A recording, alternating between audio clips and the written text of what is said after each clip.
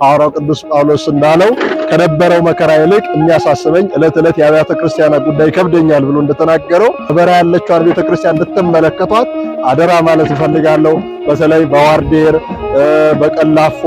በሽላቦ እንደዚሁም ደግሞ በአርትሺክና በግሪክ ቆጨር ያሉት አብያተ ክርስቲያናት በዚህ ታሪካዊ ስራ ላይ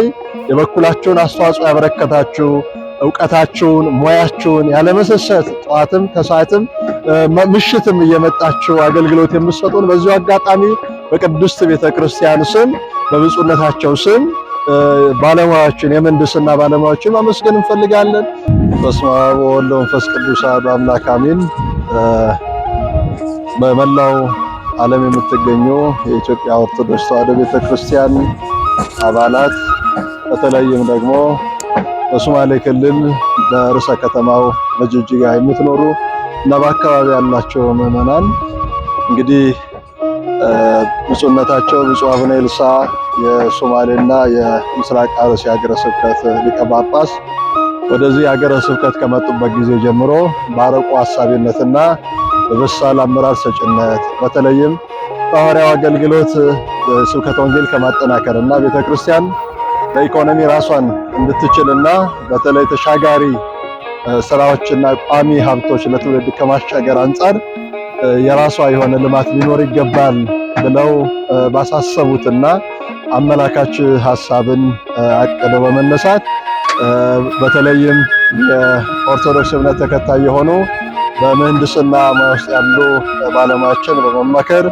ይህንን የምትመለከቱትን አሁን የመጀመሪያውን ስላብ የምንሞላውን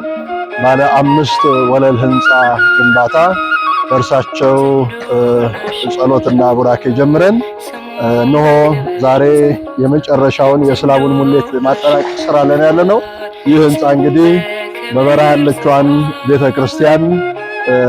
በተለይም መንፈሳዊ አገልግሎቷ ተሟልቶ እንዲቀጥሉ ለማድረግ በተሟላ መልኩ መንፈሳዊ አገልግሎቱ እንዲሳለጥ ለማድረግ የሚያስችል ሲሆን እንግዲህ አሁን በምንመለከተውና በምናየው ሁኔታ ይህ ህንፃ እዚህ ላይ ደርሷል። እንግዲህ የአብነት ትምህርት ቤቱን ለማጠናከር እንደዚሁም መንፈሳዊና አስተዳደራዊ የሆነውን አገልግሎት በተጠናከረ መልኩ ለማስቀጠል በሚያስችል ሁኔታ ነው ይህ ህንፃ እዚህ ላይ የተቀመጠው። እንግዲህ ህንፃ የተለያዩ ዓላማዎች ቢኖሩትም ነገር ግን ይህ ከዓላማዎቹ መካከል አንደኛው ሌላኛው በዚህ አካባቢ ያሉ የኢኮኖሚ ተጠቃሚ የሆኑ ክርስቲያኖችን በዚህ ቦታ ላይ አልምተው ሰርተው ወጥተው ወርደው ማትረፍ እንዲችሉ ከዛ ባሻገር ደግሞ የመጨረሻው ወለል ደግሞ በተለየ ሁኔታ ስብከተ ወንጌል የሚካሄድበት ልዩ መርሃ ግብራት ሲከናወኑ እነዚያ መርሃ ግብራት የሚከናወንባቸው እንደዚህም ደግሞ በኦርቶዶክሳዊ ስርዓት ጋብቻ የሚያደርጉ ከዛ ባሻገር ማህበራት መሰብሰብ የሚችሉበት የስብከተ ወንጌል አገልግሎት መስጠት የሚቻልባት ሁለገብ ህንፃ ነውና እንግዲህ ይህንን ህንፃ መርዳት ማለት የነገዋን ቤተክርስቲያን እንድትሻገር ቀጣይነት እንዲኖራት የበኩላችንን አሻራ ማኖር ነውና በዚህ ታሪካዊ ስራ ላይ የበኩላችሁን አስተዋጽኦ ያበረከታችሁ ዕውቀታችሁን ሙያችሁን ያለመሰሰት ጠዋትም ከሰዓትም ምሽትም እየመጣችሁ አገልግሎት የምትሰጡን በዚሁ አጋጣሚ በቅድስት ቤተክርስቲያን ስም በብፁዕነታቸው ስም ባለሙያዎችን የምህንድስና ባለሙያዎችን ማመስገን እንፈልጋለን። ከዛ ባሻገር የብፁዕነታቸውን ጥሪ ተቀብላችሁ ተልእኮ ሲሰጣችሁ እሺ ብላችሁ በዚህ ላይ ተሳተፋችሁ በርዕሰ ከተማ የምትገኙ የማህበራት የካህናት ተወካይ የምዕመናን ተወካይ እንደዚሁም በሀገረ ስብከት ውስጥ ያላችሁ አሁን ድረስ ጉልበታችሁ ሳትሰስቱ በመስጠት እጆቻችሁ እስኪቆስሉ ሰውነታችሁ ላብ እስኪያወጣ ድረስ ሀብታችሁን ብቻ ሳይሆን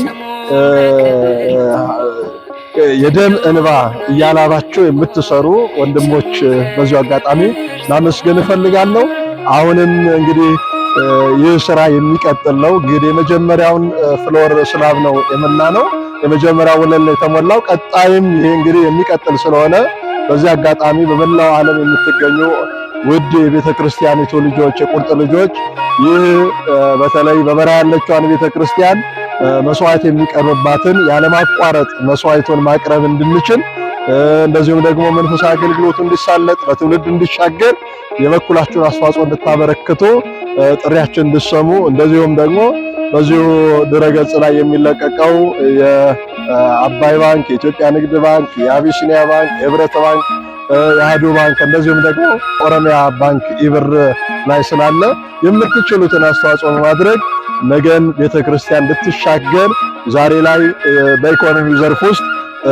የማይበገር ጽኑ ኢኮኖሚ እንዲኖረን የምንችለው እንድናደርግ ነው። እንግዲህ በዚህ አገልግሎት ተጠቃሚ የምትሆኑ ሁላችሁም ኦርቶዶክሳውያን ናችሁ። ቤተክርስቲያኒቱን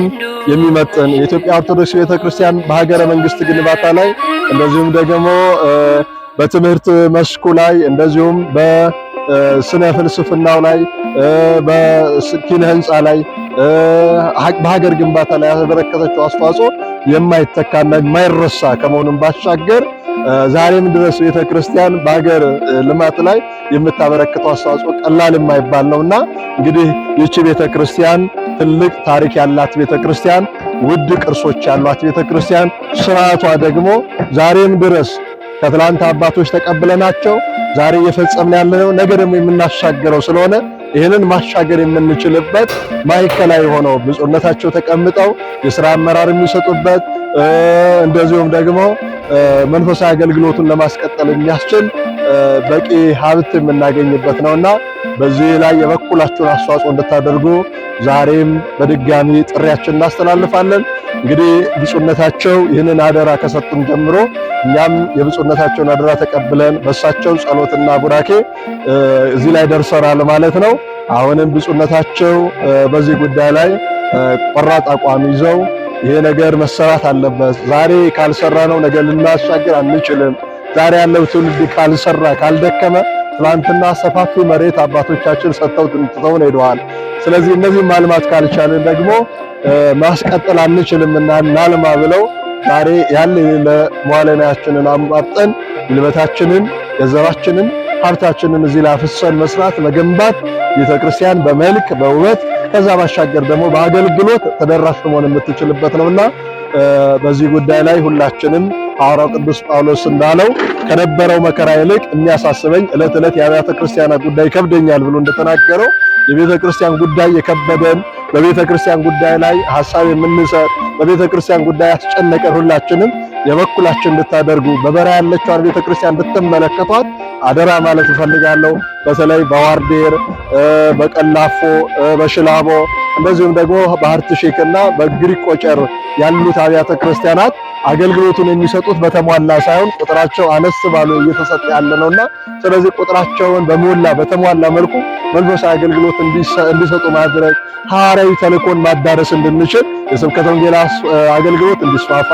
አማኞች እንዲጠናከሩና ለመንግስቱ እንዲበቁ ለማድረግ የሚያስችል ስለሆነ ይህንን መሰረት እንግዲህ በብፁዕነታቸው አሳቢነት ጥር ወር ላይ ጥር 13 ቀን ላይ ጥር 12 ቀን መሰረት ድንጋይ ተጥሎ